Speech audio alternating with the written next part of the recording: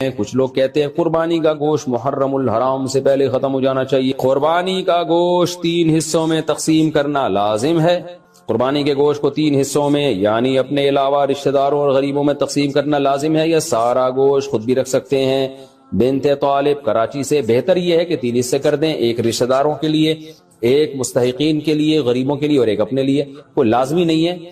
آج کل تو جتنے رشتہ دار ہیں اکثر قربانی کر رہے ہوتے ہیں، تو اگر رشتہ داروں کا حصہ نہ بھی رکھا تو 1/3 آپ غریبوں کے لیے نکال دیں تو بھی ٹھیک ہے۔ اور اگر کوئی خود غریب ہے اور بچوں کو گوشت پورے سال زیادہ مقدار میں کھانے میں نہیں ملتا، تو پھر اس کے لیے افضل یہ کہ پورا گوشت خود رکھے گا، کیونکہ اپنے بچوں کا حق دوسروں سے بہرحال زیادہ ہے۔ بعض غریب گھرانے ہوتے ہیں پورے سال گوشت نہیں ملتا ان کو بچوں کو کھانے کے لیے، بچے خوش ہوتے ہیں ابو گائے لائے ہیں، بکرا لائے ہیں، اب تو گوشت خوب دبا کے پھوڑیں گے ہم، تو ابا نے اٹھا کے صدقہ کر دیا، تو بچوں کا بڑا اس میں نقصان ہوتا ہے۔ تو شریعت یہ کہتی ہے کہ پہلے اپنے بچے بعد میں دوسروں کے بچے۔ تو اس لیے اگر کوئی غریب ہے اور خاندان بڑا ہے اس کا، تو اس کو چاہیے کہ وہ سارا گوشت خود ہی رکھ لے۔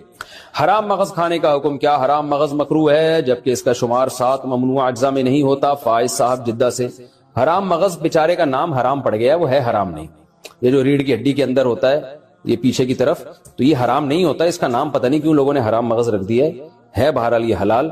تو اور حرام مغز کھانے والوں کو، جو حرام مغز کو حرام کہتے ہیں، جب آپ ان کو سمجھاؤ کہ یہ حرام نہیں ہے تو وہ مغز کھانے لگتے ہیں، یعنی ہمارا مغز کھانے لگتے ہیں۔ تو ہم کہتے ہیں یار یہ ایک حلال مغز کو حرام کہنے کا نتیجہ ہے جس کی وجہ سے تم ہمارا حلال مغز کھا رہے ہو۔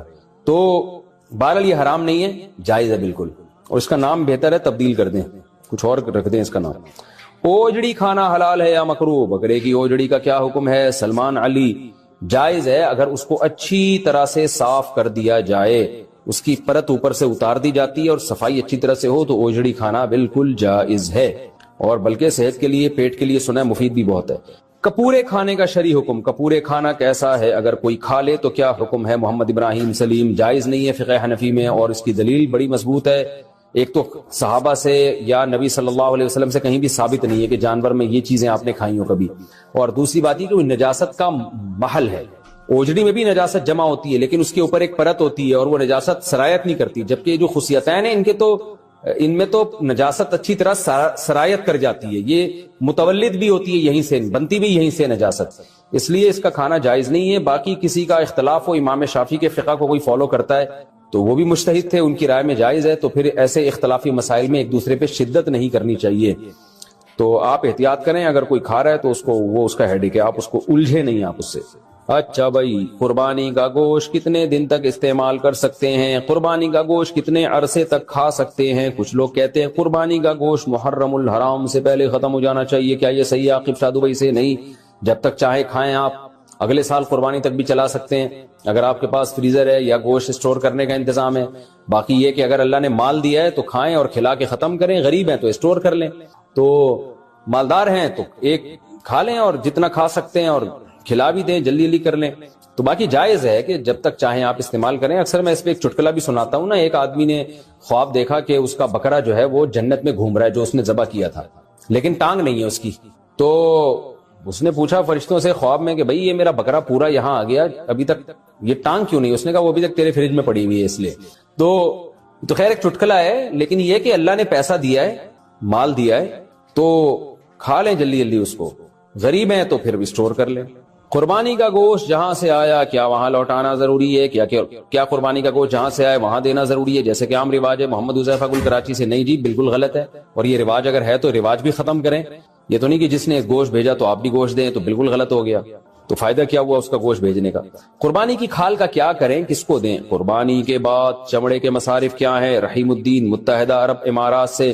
لیکن جس نے قربانی کی ہے وہ جانور کا چمڑا خود بھی استعمال کر سکتا ہے، بیچ نہیں سکتا، بیچا تو قیمت صدقہ کرنی پڑے گی، لیکن ویسے استعمال کر سکتا ہے۔ اسے کھال کو دباغت دے دے، نمک لگا کے رکھ لے، اس کی اسمیل ختم ہو جاتی ہے، سوکھ جاتی ہے، اس کی جائے نماز بنا لے، کچھ بھی بنا لے، یادگار کے طور پہ رکھ لے۔ لیدر تو بڑی قیمتی چیز ہے، بہت ساری چیزیں بن سکتی ہیں اس سے۔ تو میں نے ایک دفعہ بچپن میں قربانی کے جانور سے مسلح بنانے کی ناکام کوشش کی تھی، مجھے تجربے نہیں تھے، تو اب یوٹیوب پہ آپ سرچ کر سکتے ہیں، بہت سارے طریقے مل جائیں گے آپ کو، تو ایک بڑا اچھا لیدر مل جاتا ہے آپ کو، تو وہ جائز ہے، استعمال کر سکتے ہیں۔ لیکن اگر بیچ دیا تو پھر اس کی قیمت صدقہ کرنی پڑے گی۔ اسی طرح قربانی کی کھال آپ کسی کو صدقہ بھی کر سکتے ہیں۔ خلاصہ یہ کہ اس سے بزنس نہیں آپ کر سکتے، جس کو صدقہ کیا وہ جو چاہے کرے، آپ کے لیے اس کو یا تو ایز اٹ از استعمال کریں یا اس کو بیچ دیا تو اس کی قیمت صدقہ کر دیں، ورنہ اس کھال ہی کو صدقہ کر دیں۔ آپ اجرت میں بھی نہیں دی جا سکتی قصائی کو کہ تم یہ جانور ذبح کرو کھال تمہاری ہوئی، یہ بھی جائز نہیں ہے۔ قربانی کی کھال امام مسجد کو دینا کیا؟ قربانی کی کھال امام کو امامت کی وجہ سے دینا جائز ہے۔ احتشام الحق، امامت کی وجہ سے کا مطلب یہ کہ امام کی اجرت میں وہ شامل ہو پھر تو حرام ہے، ناجائز ہے۔ لیکن اگر امام کی اجرت کا حصہ نہیں ہے بلکہ امام غریب ہے اور غریب اور مستحق سمجھ کے اس کو دیا جا رہا ہے تو کسی کی بھی غریب کو دی جا سکتی ہے، تو امام بھی اگر غریب ہے تو اس کو بھی دی جا سکتی ہے۔ قربانی کی کھال گھر میں استعمال کرنا، کیا قربانی کی کھال اپنے کسی ذاتی استعمال میں لا سکتے ہیں؟ کوئی چیز بنوا کر گھر میں استعمال کر سکتے ہیں؟ حذیفہ ندیم کراچی سے، جی بالکل کر سکتے ہیں، تو کوئی حرج نہیں ہے، بالکل جائز ہے، لیکن بیچ دیا تو قیمت صدقہ کرنی پڑے گی۔ جانور کے ساتھ حرام اجزاء، جانور کی جو سات حرام چیزیں ہوتی ہیں ان میں غدود بھی ہے۔ یہ غدود کیا چیز ہوتی ہے وضاحت کر دیں۔ نور الامین حقانی، جانور کے جو چند اعضاء حرام ہیں وہ اس لیے حرام ہے کہ قرآن نے خبیث چیزوں کو حرام قرار دیا ہے، جگہ جگہ قرآن میں آتا ہے۔ تو کچھ جگہ تو ایسی ہے جانور کی جہاں ہر وقت گندگی کا وہ یوں سمجھیں کہ مقر ہیں، جیسے خصیتین ہیں یا شرمگاہ ہے، یہ سب ہر وقت گندگی سے آلودہ رہتے ہیں، تو یہ بھی سلیم الطبع انسان کو یہ چیزیں کھاتے ہوئے گھن آتی ہے۔ تو اسی طرح غدود کا مطلب جانور کا کہیں بھی پھوڑا نکل آیا، بیماری کی وجہ سے پھوڑا نکل گیا، یا کوئی بھی جو رسولی جسے کہتے ہیں نا، تو اب کیا آپ نے جانور ذبح کرنے کے بعد وہ پھوڑے میں جو گوشت تھا وہ نکال کے کھا گئے، تو وہ بھی خبائث میں داخل ہے، گندگی میں داخل ہے، تو ہر خبیث چیز ناجائز ہے۔ تو اس لیے فقہ حنفی میں اس کو بھی ناجائز قرار دیا گیا قرآن کی اس آیت کی وجہ سے۔ تو پھوڑے وڑے نکل آتے ہیں نا جانوروں کے، رسولی نکل آتی ہے، تو وہ جو غدود ہوتے ہیں، جو یعنی گوشت سڑ جاتا ہے وہاں پہ ایک طرح کا، وہ بیماری کی وجہ سے ہوتا ہے وہ، تو اس لیے جانور جب ذبح کریں تو اس کی جو پھوڑا پھنسی کوئی ہو تو اس جگہ کو کاٹ کے پھینک دیں، آپ وہ استعمال نہ کریں۔ ظہر کی نماز کب تک ادا کہلائے گی؟ اگر کوئی شخص گاڑی میں سویا ہو، گاڑی میں ہو یا کسی اور مجبوری کی وجہ سے ظہر کی نماز عصر کی نماز سے 10 منٹ پہلے پڑھے تو کیا نماز ادا شمار ہوگی؟ اور اگر اہل حدیث حضرات کی اذان ہو گئی ہو تو کیا اس کے بعد بھی وہ نماز پڑھ سکتا ہے؟ ہدایت خان، دیکھیں اہل حدیث حضرات کے ہاں جو عصر کا وقت ہے نا، حنفیہ کے ہاں بھی عصر کا وقت اس میں شروع ہو جاتا ہے۔ افضل یہ ہے کہ وہ تاخیر کریں، جس میں حنفیہ جو نماز پڑھتے ہیں جب سورج کافی ڈھل چکا ہوتا ہے۔ اس پہ بہت سارے دلائل ہیں کہ امام حنیفہ کے نزدیک جو عصر کا وقت ہے بہتر وقت ہے، وہ بہت زیادہ اس پہ دلائل ہیں۔ میں ایک دفعہ پہلے کلپ ریکارڈ بھی کروا چکا ہوں، کبھی موقع ملا تو دوبارہ کرواؤں گا۔ خیر ابھی اختلافی مسئلے کا موقع نہیں ہے، لیکن ٹائم اس وقت بھی شروع ہو جاتا ہے جس وقت پہ اہل حدیث حضرات عصر کی نماز پڑھتے ہیں، تو اس لیے احتیاط اسی میں ہے کہ ظہر کو اس سے پہلے پڑھ لیا جائے۔ تو اگر ظہر کسی نے اس سے 10 منٹ پہلے پڑھ لیا تو وہ ادا ہی کہلائے گی، قضا نہیں کہلائے گی۔ اور اگر کسی نے اہل حدیث کے وقت میں عصر پڑھ لی تو عام حالات میں ایسا کرنا بہتر نہیں ہے، افضل نہیں ہے، خلاف سنت ہے ہماری رائے میں، لیکن اگر پڑھ لی تو اثر ہو جائے گی۔ البتہ سفر میں ہو آپ یا کوئی مشکل میں ہو تو پھر ضرورت کے وقت اس وقت بھی نماز بلا کراہت درست ہے، کوئی حرج نہیں ہے اس میں۔ تکبیرات تشریق کس پر واجب ہے؟ تکبیرات تشریق کس پر واجب ہے، اس کے پڑھنے کا کیا طریقہ ہے، نیز کتنے دن یہ پڑھی جاتی ہے؟ حسین وزیر، دیکھیں راجح قول کے مطابق تکبیرات تشریق گاؤں میں رہنے والوں پر بھی واجب، شہر میں رہنے والوں پر بھی واجب، اور مرد پر بھی عورت پر بھی، ہر عاقل بالغ پر واجب ہے۔ مرد اونچی آواز سے پڑھیں گے اور خواتین آہستہ آواز سے پڑھیں گی، اور جماعت سے نماز پڑھیں یا انفرادی نماز پڑھیں، ہر صورت میں واجب ہے۔ تو تکبیرات تشریق کیا ہے؟ اللہ اکبر لا الہ الا اللہ واللہ اکبر وللہ الحمد، یہ ایک دفعہ پڑھی جائے گی تکبیر۔ تو مرد اونچی آواز سے پڑھیں اور خواتین آہستہ آواز سے، اور خواتین یاداشت کے طور پر اپنی جائے نماز کے قریب کوئی پرچی ورچی رکھ لیں، کیونکہ خواتین بھول جاتی ہیں۔ مردوں میں تو یہ ہوتا ہے کسی ایک نے بھی اونچی آواز سے پڑھی سب کو یاد آ جاتا ہے، لیکن خواتین کے لیے چونکہ آہستہ آواز سے تو ان کو یاد دلانے والا کوئی نہیں ہوتا، تو گناہ ملتا ہے، یہ تکبیرات پڑھنا واجب ہے۔ باقی یہ کہ کب سے واجب ہیں، تو 9 ذی الحجہ کی فجر یعنی بقرعید سے ایک دن پہلے فجر کی نماز سے یہ شروع ہوں گی، اور پھر 13 ذی الحجہ یعنی بقرعید کے 3 دن اور اس کے علاوہ ایک اور دن، اس میں عصر کی جو نماز ہوگی وہ آخری تکبیر اس میں کہی جائے گی، مغرب میں نہیں کہی جائے گی۔ تو 13 ذی الحجہ کی عصر تک 9 ذی الحجہ کی فجر سے شروع کی جائے گی، تو یہ تکبیرات تشریق ہیں۔ مفتی صاحب، آپ نے ابھی بیان میں کہا کہ رومال کو کندھے پر لٹکانا ہر ایک کا اپنا کلچر ہوتا ہے، لیکن بہت سے علماء فرماتے ہیں کہ رومال رکھنا یہ سنت ہے۔ نہیں جناب، سنت سے ثابت نہیں ہے۔ ہمارے نبی صلی اللہ علیہ وسلم کے پاس تو بمشکل 2 چادریں ہوتی تھیں، ایک اوپر لینے کے لیے اور ایک ازار کے لیے. تو ایک دفعہ جابر بن عبداللہ رضی اللہ تعالیٰ عنہ بغیر کرتے کے نماز پڑھ رہے تھے، بخاری کی حدیث ہے. تو کسی نے پوچھا بغیر کرتے کے نماز ہو جاتی ہے، آپ کیوں پڑھ رہے ہیں بغیر کرتے کے نماز؟ تو فرمایا اس لیے پڑھ رہا ہوں تاکہ تمہارے جیسے احمق مجھے دیکھیں اور سوال کریں. پھر کہنے لگے کہ کیا نبی صلی اللہ علیہ وسلم کے دور میں ہر ایک کو کرتا نصیب تھا؟ یعنی ہر ایک کو اتنا لباس تھا کہ نیچے کا ازار بھی ہو اوپر کا کرتا بھی ہو؟ تو اس وقت تو کوئی کرتے کے ساتھ پڑھتا تھا، کوئی بغیر کرتے کے پڑھتے تھے. تو اب پہلے کرتا بھی ہو، پھر شلوار بھی ہو، پھر رومال بھی ہو، اتنی چیزیں نہیں ہوتی تھیں اس دور میں، غربت تھی. اور ہمارے نبی صلی اللہ علیہ وسلم تو سید المساکین تھے. تو کلچر ہے لوگوں کا کہ اپنے کندھے پہ رومال ڈال کے چلتے ہیں، تو اس کو کلچر ہی رہنے دینا چاہیے، مذہب کا حصہ نہیں بنانا چاہیے. جتنا ہلکے رہو اتنا اچھا ہے، میری رائے تو یہ ہے، ہلکے پھلکے رہو. کیوں اتنی چیزیں؟ میں سفر میں جب جاتا ہوں حتی الامکان انتہائی کم سامان، اتنا تھوڑا سامان میرے پاس ہوتا ہے کہ بعض دفعہ لوگوں کے آنسو نکل جاتے ہیں کہ یار یہ کیا لائے ہو. تو ہاں فیملی کے ساتھ کبھی ہونا تو پھر میرے کنٹرول نہیں ہوتا نا، باہر ہی میں بادشاہ ہوں. تو بچوں کے ساتھ ہوں تو پھر تو پورے آپ کو پتا ہے گھر خواتین کا ایک تو سامان کا ایک پورا ان کا وہ یہ بھی اور وہ بھی اور فلانا بھی اور ڈمکانا بھی. جب کبھی باہر ملکوں میں ہدیے ملتے ہیں نا، جیسے گفٹ لوگ خوشبوئیں زیادہ دیتے ہیں. میں امریکہ گیا فرسٹ ٹائم تو بہت لوگوں نے گفٹ دیے خوشبو بہت ساری. تو خوشبوؤں کے 2 بیگ جمع ہو گئے، سارے وہیں بانٹ کے آیا. میں نے کہا بھائی ہم ہلکے پھلکے جائیں گے جیسے آئے ہیں، تو سارے بیگ وہیں بانٹ کے، اٹھا کے لانا کتنا مشکل ہے. تو ہلکے پھلکے رہو، زندگی آسان ہوگی. صحیح ہے نا؟ تو اب مجھے یہاں جے ڈاٹ کی اتنی خوشبوئیں ملتی ہیں گفٹ میں، جو بھی گفٹ دیتا ہے جے ڈاٹ میرے پاس اچھے خاصے جمع ہو گئے. میں کہتا ہوں جے ڈاٹ چل ہی مجھ سے رہا ہے، جے ڈاٹ والوں سے رابطہ کروں گا، کوئی کمیشن مان دو.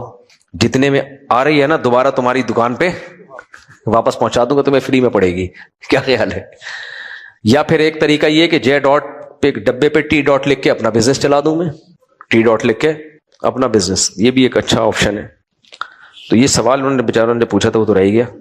ہاں وہ کندھے پہ رومال والا نا سنت نہیں ہے، ہلکے پھلکے رہو. باقی کوئی کلچر ہے تو اگر کوئی ڈالتا بھی ہے تو اس کا مسئلہ ہے، وہ کوئی مسئلہ نہیں ہے، ڈال بھی سکتے ہیں. بعض لوگ کہتے ہیں اس سے ہمیں سہولت رہتی ہے، تو ٹھیک ہے بھائی.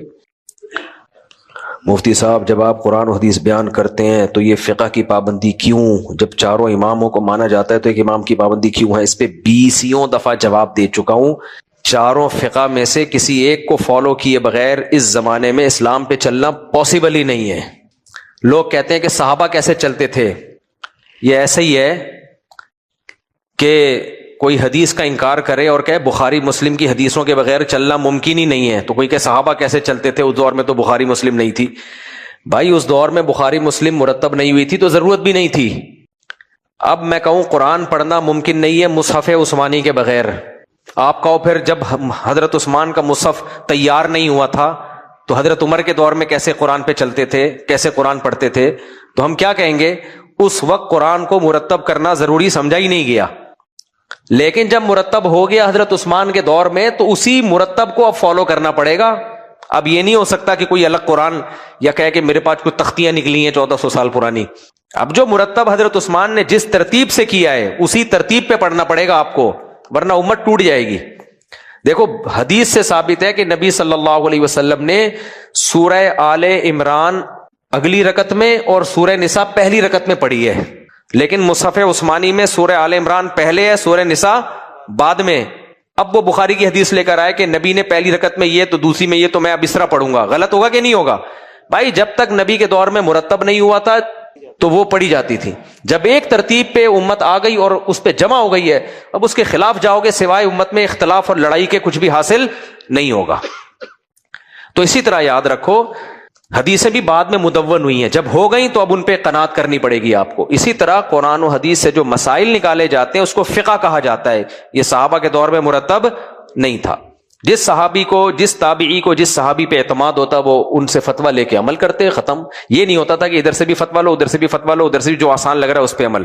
جس کو جس پہ اعتماد ہوا اس کے فتوے کو فالو کیا، چاہے وہ ان کی رائے کے موافق ہو یا موافق نہ ہو، ان کی خواہش کے موافق ہو یا نہ ہو، فالو کرتے. لیکن یہ جب اسلام پھیلا ہے، دنیا میں خلافتیں پھیل دی ہیں، تو پھر ایک ریٹن فارم میں اسلامی قانون کو لکھنے کی ضرورت محسوس ہوئی. سمجھ میں آ رہی ہے بات؟ بھائی مرتب ہونی چاہیے کوئی چیز. تو اس میں سب سے پہلے امام ابو حنیفہ نے کام کیا. ان کے شاگردوں نے 6 کتابیں لکھی: سیر صغیر، سیر کبیر، جامع صغیر، جامع کبیر، الزیادات اور المبسوط. امام محمد کی 6 کی 6 کتابیں جو امام ابو حنیفہ کے موجودگی میں اور ان کی ارشادات میں انہوں نے لکھی تھیں، یہ آج بھی دنیا میں موجود ہیں. امام حنیفہ تابعین میں ان کا شمار ہوتا ہے.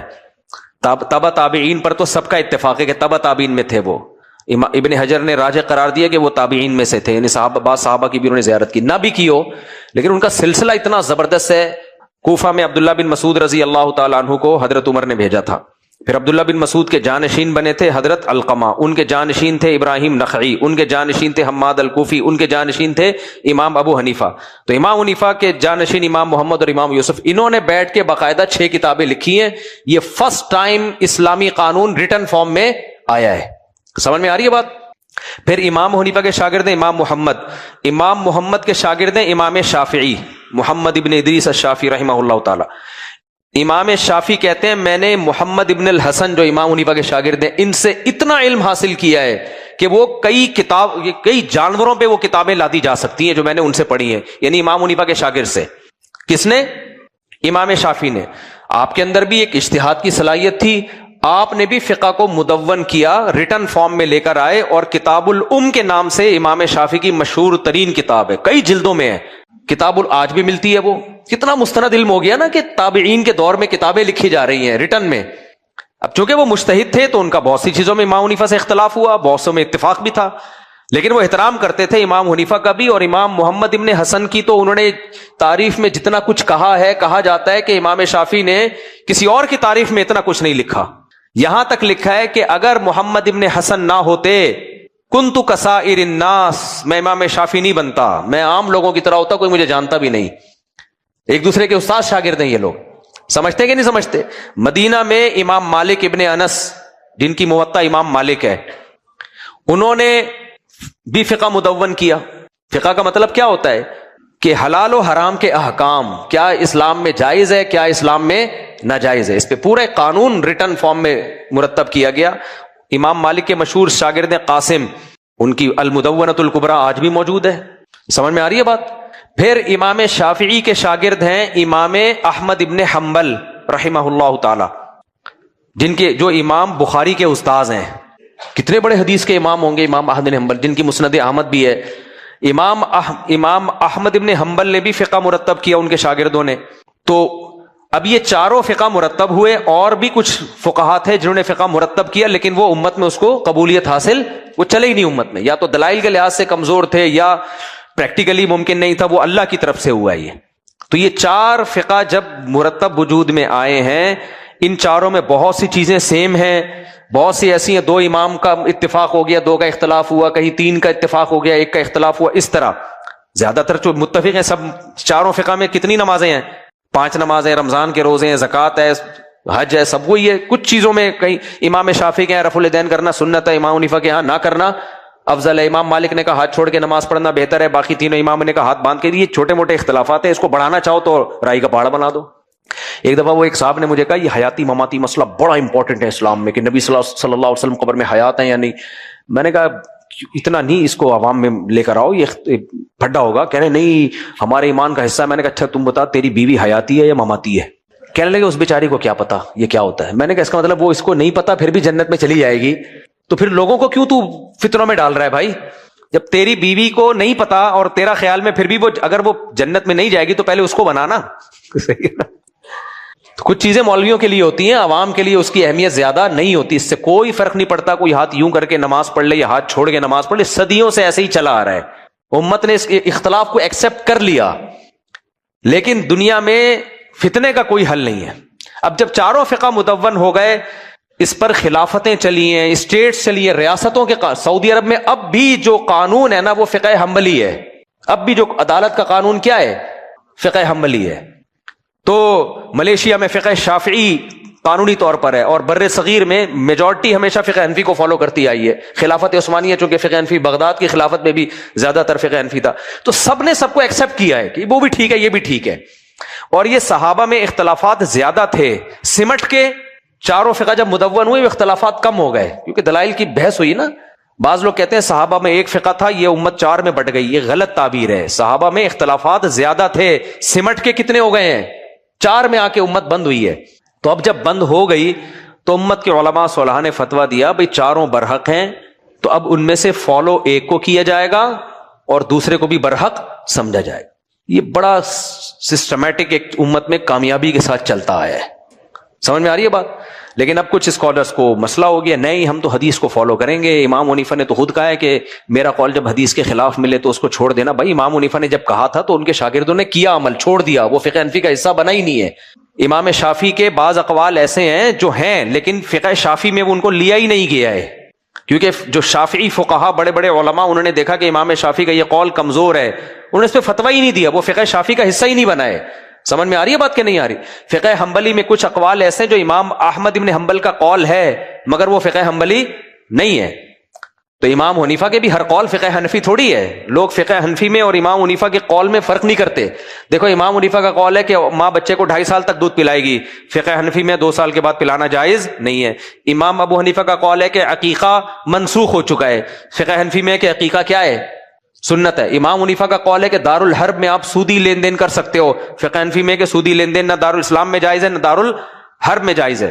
اور بہت سارے اقوال ہیں جو مفتیان کرام پڑھتے رہتے ہیں. عدالت سے متعلق تو بہت سارے زیادہ ڈیٹیل میں جاؤں گا تو بات بہت لمبی ہو جائے گی. تو فقہ شافعی کا مطلب ہر قول امام شافعی کا نہیں ہوتا اس میں، بلکہ جو شافعی علماء فقہا نے جس قول کو ترجیح دے دی اس پہ فتویٰ دے دیا، اس کو کہتے ہیں مفتہ بھی قول، وہ قول جس پہ فتویٰ دیا گیا ہے، تو اس کو فقہ حنفی کہا جاتا ہے. تو اب جب مدون ہو گیا، امت میں رائج ہو گیا، چل گیا، اب 1.5 اینٹ کی الگ مسجد بنانے کی کہ ہم جو قرآن و حدیث کے نام پہ لوگوں کو جمع کریں. یہ جو 4 امام تھے یہ کہ تورات اور انجیل پہ فتویٰ دے رہے تھے. ایک صاحب کہتے ہیں میں امام حنیفہ کو نہیں مانتا، میں تو قرآن و حدیث کو مانتا ہوں. میں نے کہا امام حنیفہ تورات اور انجیل کو مانتے تھے جو تو قرآن و حدیث کو مان رہا ہے. تو جو ان 4 فقہ سے ہٹا ہے نا، اس کا سب سے بڑا نقصان کیا ہوا ہے؟ آپ ان کی آراء میں اختلاف دیکھو، ہر مفتی کا فتویٰ دوسرے سے مختلف. تو اس سے امت چل نہیں پائے گی، کیونکہ ہر آدمی کا اجتہاد الگ ہوتا ہے، دوسرے کا اجتہاد الگ ہے. طلاق کے مسائل میں ہی اتنی آراء ہے نا، اتنی رائے ہیں کہ آدمی پاگل ہو جائے اس میں. تو بہت مسائل کھڑے ہوں گے اس سے، اس لیے اس کو ہلکا لے لو. رفع الیدین کرنا نہ کرنا دونوں ثابت ہے صحابہ کرام سے. چیلنج دینے پر گورنمنٹ کی طرف سے کوئی پابندی نہیں ہے. لوگ چیلنج دیتے رہے تو کوئی لا کے دکھایا ہے، کوئی یہ کر کے دکھایا، تو لوگ ان کے بیانات سے متاثر ہوتے ہیں.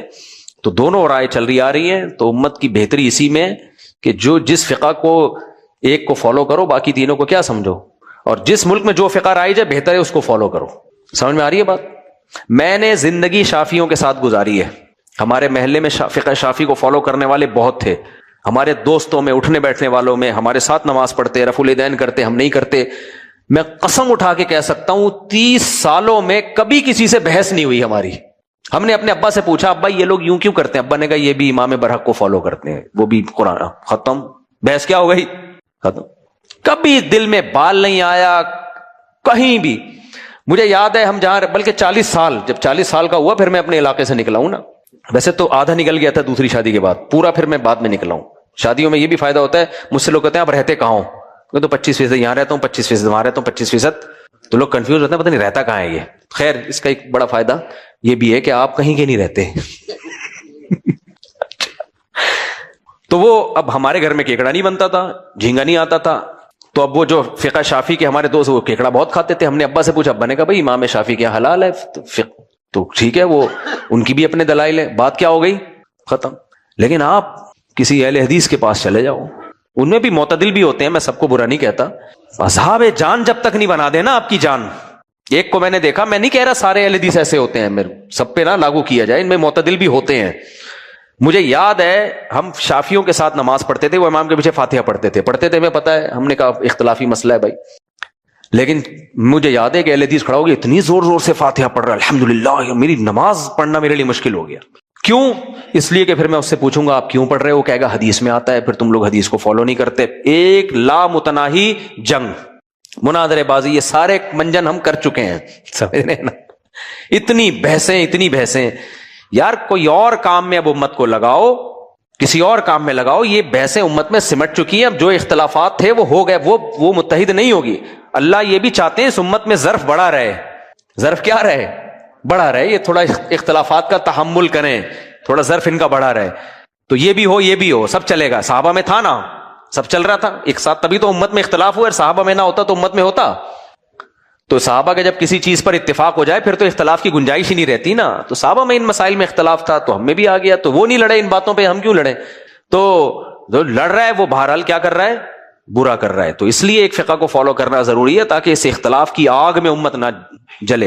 اور یہ جو اعتراضات کر رہے ہوتے ہیں نا فقہ کی کتابوں میں, تو یہ لکھا ہوا ہے, یہ لکھا ہوا بہت کچھ ہوتا ہے, فتویٰ نہیں دیا جاتا اس کے اوپر. اس لیے فقہ شافی کا مطلب یہ ہے کہ فقہ شافی کے کو جو مستند مفتی ہوں ان سے پراپر وے میں فتویٰ لیا جائے, وہ فقہ شافی ہوگا. فقہ حنفی کا مطلب یہ ہوتا ہے, فقہ حنفی کے جو بڑے مفتیان کرام ہیں, باقاعدہ ادارے ہیں, وہاں سے پراپر وے میں فتویٰ لیا جائے, وہ کیا ہوگا, وہ فقہ حنفی ہوگا. کتابوں میں بہت کچھ لکھا ہوتا ہے, صحیح بھی ہوتا ہے غلط بھی ہوتا ہے, لیکن علماء کو پتا ہوتا ہے کہ کون سی چیز ایسی ہے جو آپ کہہ سکتے ہو پھر کتابوں سے نکالتے کیوں نہیں. کتاب سے کسی مصنف کی پرمیشن کے بغیر کوئی چیز نکالنا یہ تحریف ہے. اگر اس طرح سے نکالنا شروع کر دیں تو ہمیں کیا پتا چلے گا کہ مصنف نے لکھا کیا تھا اور بنا کیا ہے اس کا. کتابوں سے چیزیں نہیں نکالی جاتی ہیں, کتابیں اسی طرح چھپتی ہیں. لیکن اس فیلڈ کے مفتیان کرام کو پتا ہوتا ہے کہ یہ چیز فتویٰ دینے کے لائق ہے یا نہیں ہے, اس پہ فتویٰ دیا جائے. جیسے میڈیکل سائنس کی کتابوں میں بہت کچھ لکھا ہوتا ہے, لیکن ہم کتابیں پڑھ کے علاج نہیں کرتے, ہم ڈاکٹر کے پاس جاتے ہیں. ڈاکٹر کو پتا ہوتا ہے کہ کتاب میں یہ چیز لکھی ہوئی ہے, صرف لکھنے کی حد تک ہے. مجھے تو بڑا تجربہ ہے, ایچ پائلوری ایک بیکٹیریا ہوتا ہے, آپ کتابوں پہ پڑھو اور نیٹ پہ سرچ کرو, آپ پاگل ہو جاؤ گے, آپ بولو گے یار یہ پتہ نہیں کیا کر رہی ہے, یہ تو برباد کر دیا اس نے مجھے. لیکن آپ ریلائبل ڈاکٹر کے پاس جاؤ گے, بولے گا بھائی یہ تو سب کو ہوتا ہے. صحیح ہے نا, یہ کیا ہے, یہ تو سب کو ہوتا ہے. تو اس کی وہی بات ہے نا, علامات بتاؤ تمہیں ہو کیا رہا ہے. خالی ٹیسٹ پہ نہیں جاتا سمجھدار ڈاکٹر, کہتے ہیں علامتیں کیا ہیں, کھانا پراٹھے ہضم ہو رہے ہیں تو کیا کرنا ہے, اگر بیکٹیریا بھی تھوڑا سا دھونے والے بیکٹیریا بھی کھا لے. بھائی 2 پراٹھے آپ نے کھائے اور آپ کے پیٹ میں جراثیم ہے غلط قسم کے, 2-4 نوالے انہوں نے بھی لے لیے, اس سے زیادہ وہ کچھ نہیں کر رہے, تو کوئی بات نہیں, اس کو رہنے دو. تو کتابوں کی دنیا اور ہوتی ہے, پریکٹیکل لائف. تو فتوے میں بھی ایسا ہی ہے. تبھی ہم کہتے ہیں جو عالم بن جاتے ہیں کتابیں پوری پڑھی ہوتی ہیں لیکن ان کو فتویٰ دینے کی اجازت نہیں دی جاتی. فتویٰ جب دیا جائے گا جب کسی ریلائبل مفتی کے نگرانی میں پراپر وے میں اس نے فتوے کا کام سیکھا ہو, کیونکہ وہ لوگوں کے مسائل فیس کر رہا ہے. تو ایسا نہیں ہوگا کتاب اٹھا کے ڈائریکٹ کیا کر دی اس کے اوپر اس نے فٹ کر دی, وہ کچھ کا کچھ بن جائے گا. تو باقاعدہ ادارے بنے ہوئے ہیں جہاں فتویٰ سیکھا جاتا ہے, مفتی بنتے ہیں. آج کل تو سب کچھ واٹ لگی ہوئی ہے, پتھر اٹھاؤ مفتی نکلے گا, پتھر اٹھاؤ محقق نکلے گا, پتھر اٹھاؤ ریسرچر نکلے گا. سارے منجن ادھر ہی ہے پاکستان میں. حرام ہر ایک کے لیے حرام ہے بھائی. تو دین کی دعوت کے لیے, جوڑ پیدا کرنے کے لیے حرام کا ارتکاب نہیں کیا جا سکتا, یہ ناجائز ہو جائے گا بھائی, لمٹ نہیں کراس کر سکتے آپ. ایک شرابی اگر آپ سے کہتا ہے 2 گھونٹ پی لو, اس سے میں تمہاری بات سن لوں گا, دین کے قریب آ جاؤں گا, نا نا نا بھائی تو نے دین کے قریب آنا ہے, آ جا. ہم تیرا دین بچانے کے لیے اپنا دین فروخت نہیں کر سکتے, خوب سمجھ لو اچھی طریقے سے. اسی طرح کچھ لوگوں کے لڑکوں کی فیس بک پہ لڑکیوں سے دوستی ہو جاتی ہے ان کو دین کے قریب لانے کے لیے. یہ کہتے ہیں اگر ہم ان سے فرینڈ شپ ختم کر دی دین سے دور ہو جائے گی. ہونے دو اس کو دین سے دور, اس کے بارے میں آپ سے سوال نہیں ہوگا. آئی بات سمجھ میں؟ اس کے لیے کسی خاتون کو اس کو نمبر دے دو, وہ اس کو سمجھا دے گی, یا کسی بزرگ عالم کا نمبر دے دو, وہ ان کو سمجھا دیں گے. آپ سمجھاتے سمجھاتے اس کے گھر پہنچ جاؤ گے. آپ اپنے دین کو پہلے بچاؤ, اس کی فکر چھوڑ دو. ایسے بہت لڑکے ہیں جنہوں نے فیس بک پہ دوستی لگائی بھی ہے, دین کی دعوت دے رہے ہیں, اور دعوت بھی کم وقت صرف خوبصورت لڑکیوں کو دے رہے ہوتے ہیں. کوئی بیچاری بلیک کلر کی ہوگی, کوئی آڑی ترچی ہوگی, اس کو جنت میں لے جانے کا ان کو ذرا سا بھی شوق نہیں ہے. تو چھوڑ دو اس کو, یہ آپ سے سوال نہیں ہوگا. تو میں وہ بات کو جلدی سے مکمل کر لوں. تو میں یہ سمجھتا تھا کہ جب میں کالج کی زندگی میں تھا تو میں نے دیکھا تھا کہ کون سی ایسی چیزیں ہیں جو ایک نئی نسل کو, جو دیندار گھرانوں میں پیدا ہوئے, ان کو علماء کے قریب آنے سے روکتی ہیں. ایک وحشت ہوتی ہے انسان کو, جس چیز سے وحشت ہوتی ہے نا اس کی بات سنتا نہیں ہے وہ. دیکھو قرآن کہتا ہے وما ارسلنا من رسول الا بلسان قومه ليبين لهم, ہر رسول کو ہم نے اس قوم کی زبان دے کے بھیجا ہے, قوم میں بھی بھیجا اور زبان بھی وہی دی ہے. ہر رسول اپنی زبان پر بہت قدرت رکھتے ہیں. ایک موسیٰ علیہ الصلوۃ والسلام تھے جن میں اعلیٰ درجے کی بلاغت نہیں تھی, تو اس کی تلافی اللہ نے کیسے کی بلاغت کی تلافی, کہ ہارون علیہ السلام کو آپ کا نائب بنا دیا, کہ پیغام موسیٰ علیہ السلام کا ہوگا, زبان ہارون علیہ السلام کی ہوگی. کیا خیال ہے بھائی؟ تو اس سے پتہ چلتا ہے کہ آپ کی بات دوسرے تک پہنچانے میں جو سب سے مؤثر ذریعہ ہے، جو سب سے اہم ترین ذریعہ ہے، وہ کیا ہے؟ زبان۔ بہت سی اچھی باتیں ہوتی ہیں لیکن آپ کو بتانی نہیں آتی، جس سے وہ اچھی باتیں کیا بن جاتی ہیں؟ گندی۔ یہ گندی کا لفظ بھی اچھا نہیں ہے لیکن اب اس موقع پہ اچھا ہے۔ بہت سی بری باتیں ہوتی بری ہیں، لیکن میڈیا اس کو بنا کے ایسے پیش کرتا ہے وہ بری بات بھی ہمیں اچھی لگنے لگتی ہے۔ مجھ سے کسی نے سوال پوچھا، اب میں تھوڑا سا نا سوسائٹی کی ان شرارتوں کو سمجھنے لگا ہوں۔ مجھ سے سوال پوچھا، کیا خواتین پر گھر کے برتن دھونا لازم ہے؟ کیا پوچھا لگانا لازم ہے؟ سوال پوچھا مجھ سے، کیا خواتین پر، بیوی پر لازم ہے کہ گھر میں جھاڑو دے اور پوچھا لگائے؟ اگر میں ایسا ہی کہہ دوں ہاں، تو فوراً پتہ ہے کیا کمنٹ آئیں گے؟ بیوی ہے یا ماسی ہے؟ پوچھے تو ماسیاں لگاتی ہیں، برتن تو بولو ماسیاں دھوتی ہیں۔ میں نے یہ جواب نہیں دیا، ہمارے جو اسکالر کیا کر رہے ہیں، مصلحت میں مسئلہ ہی تبدیل کر رہے ہیں۔ کچھ اسکالر وہ کیا کرتے ہیں، وہ کہتے ہیں عوام کیا چاہتی ہے آپ سے سننا، وہ جواب ان کے مطابق دیں گے۔ کل ایک اسکالر کے چھوٹا سا میں نے کلپ دیکھا، وہ کہہ رہے ہیں، ان سے کسی نے پوچھا کہ جوائنٹ فیملی میں رہنا کیسا ہے؟ بالکل جائز نہیں ہے۔ پھر آگے خواتین پہ ظلم کی داستانیں سنائیں، جوائنٹ فیملی میں یہ ہوتا ہے، جوائنٹ فیملی میں وہ ہوتا ہے، اور لڑکی کے کمرے میں لوگ بغیر اجازت کے دلہن کے کمرے میں گھستے ہیں، فلانا ہوتا ہے، اور وغیرہ وغیرہ۔ نیچے خواتین نے خوب سلوٹ مارے ہوئے، زندہ باد۔ حالانکہ اس کا جواب یہ کہ ایسا نہیں ہوتا، کہیں ہوتا ہے تو وہاں بتا دو، ہر جگہ تھوڑی ہو رہا ہے۔ اب تک ہماری سوسائٹی میں زیادہ تر لوگ جوائنٹ فیملی میں رہتے ہیں، مجھ سمیت، یعنی ہمارے بھی اب بچوں کی شادی ہو گئی نا، ہمارے ساتھ ہی ہیں سب، اور ہم بھی جوائنٹ فیملی میں رہے ہیں۔ 4 بھائی، ان کی 6 بیویاں، اللہ معاف فرمائے، یعنی 2 میری تھیں، 3 میری، اور 4 بھائی ملا کے ٹوٹل کتنی ہو گئی؟ یہ تعداد بھی یاد نہیں رہتی بھائی، 3 کی 1 اور میری 2، اس وقت 2 تھیں جب ہم جوائنٹ فیملی میں تھے، تو ٹوٹل ملا کے 6۔ تو ہمیں تو یاد نہیں پڑتا کوئی کسی کے کمرے میں بلا اجازت گھسا ہو۔ جہاں گھس رہے ہیں وہ غلط کر رہے ہیں، تو ان کو یہ بولو کہ کسی کی پرائیویسی میں اس کی پرمیشن کے بغیر ٹانگ اڑانا حرام ہے، یہ بولو نا آپ۔ علل اطلاق آپ نے کہہ دیا اور گھروں میں لڑائی ڈال دی۔ ہر شخص کے پاس اتنی گنجائش ہوتی ہے کہ وہ بیوی کو الگ گھر لے کے دے؟ نہیں ہوتی گنجائش۔ بہتر تو یہی ہے کہ اس زمانے میں الگ ہی رکھا جائے، جو لڑائیاں بعد میں ہوں گی اس سے بہتر ہے کہ پہلے سے الگ ہو جاؤ، بہتر یہی ہے۔ لیکن ہر شخص کے لیے یہ ممکن نہیں ہے، اور ہر گھر میں لڑائیاں ہوتی بھی نہیں ہیں۔ بہت سے سکون اطمینان سے زندگی گزار رہے ہیں۔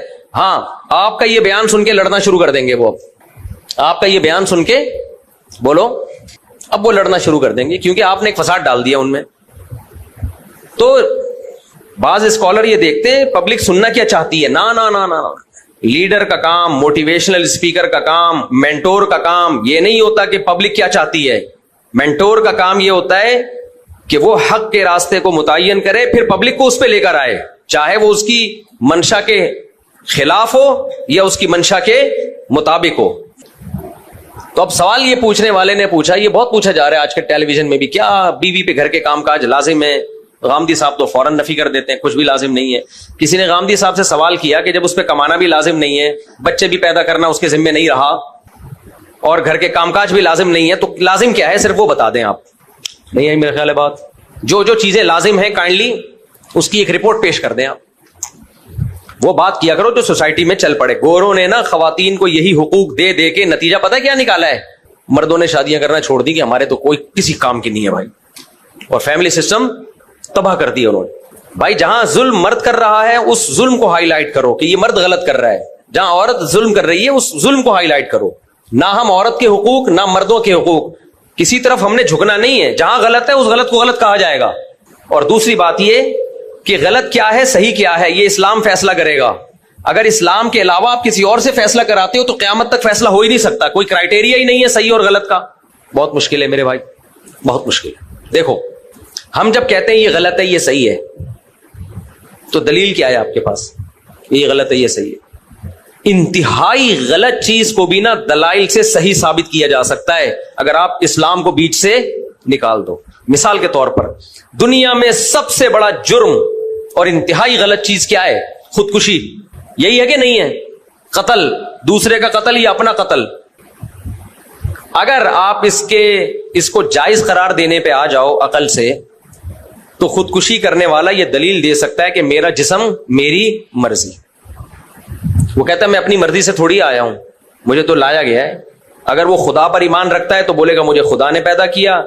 خدا پہ ایمان نہیں رکھتا تو کہتا ہے بھی نیچرل پروسیس ہے, میں پیدا ہو گیا, میری مرضی, میں سروائیو کرنا چاہوں یا نہیں کرنا چاہوں, یہ تو میرا بیسک رائٹ ہے. میں اگر دنیا میں نہیں رہنا چاہتا تو کیوں روک رہے ہو مجھے؟ ختم. نہیں آئی سمجھ میں بات؟ آپ کیسے روکو گے اس کو؟ کیا دلیل دو گے کہ یہ غلط ہے؟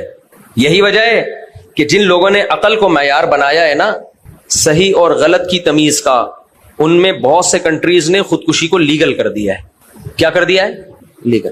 چل بھائی ٹھیک. ہمارے ملک میں اب تک اللیگل ہے. یہ اس لیے بتا رہا ہوں کہ اگر کوئی خودکشی کرے اور بچ جائے, ایف آئی آر کٹا کے جیل بھجوا دو, دوبارہ نہیں کرے گا انشاءاللہ. کیونکہ پولیس والے جو اس کے ساتھ کریں گے نا, اس کے بعد انشاءاللہ وہ خودکشی کے علاوہ دنیا کا ہر کام کرے گا, ڈر جائے گا وہ. ویسے بھی خودکشی کرنے والا ایک دفعہ کرتا ہے, بچ جائے تو دوبارہ ہمت نہیں کرتا, کیونکہ اس کو جو لگی ہوتی ہے نا چپت, اور موت کو جو اس نے اپنی آنکھوں سے دیکھا ہوتا ہے, اس کے بعد وہ توبہ کرتا ہے کہ میری توبہ بھائی, وہ غم ہلکا تھا, یہ غم زیادہ ہے. اور اگر اس کو اس دوران فرشتے بھی نظر آ گئے پھر تو سوال ہی پیدا نہیں ہوتا. 2-4 فرشتے نظر آ گئے نا عذاب والے, پھر تو کہتا ہے وہ جو سسرال تھا نا وہ زیادہ اچھا تھا جس کی وجہ سے میں نے خودکشی کی ہے, وہ اتنا خطرناک نہیں تھا.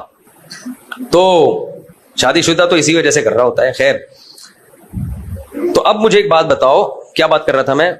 باتیں سمیٹنے کی کوشش کرتا ہوں لیکن پھر پھیل جاتی ہیں. ہاں, آپ کے پاس معیار ہی نہیں ہے کوئی صحیح اور غلط کا. اگر آپ اسلام کو بیچ سے آپ نکال دیتے ہیں, اگر اسلام کو بیچ سے, تو فیصلہ کیسے کرو گے صحیح کیا ہے غلط کیا ہے؟ شراب ہے, کیا فیصلہ کرو گے کہ یہ غلط ہے؟ شراب پینے والا کہتا ہے میرا جسم میری مرضی, میں پیوں گا, مجھے اس سے سکون ملتا ہے. آپ اس کو جواب میں کہہ سکتے ہو جب تم پیو گے تو کرائم کرتے ہو, تم اس سے بندے مار دیتے ہو. تو پہلا جواب تو وہ یہ دے گا کہ میں اتنی پیوں گا جو میں کرائم نہ کروں, میں لمٹ میں پیوں گا. دوسرا جواب وہ یہ دے سکتا ہے اگر میں نے بندہ مار دیا تو بندہ مارنا کون سا غلط ہے؟ کیا خیال ہے اس کی؟ کیا دلیل ہے کہ یہ غلط ہے؟ نیچرل ہے. یہ کیا ہے؟ جانور بھی مار دیتے ہیں کہ نہیں مار دیتے؟ تو کبھی بندہ زندہ ہو جاتا ہے, کبھی کوئی, یعنی ڈیتھ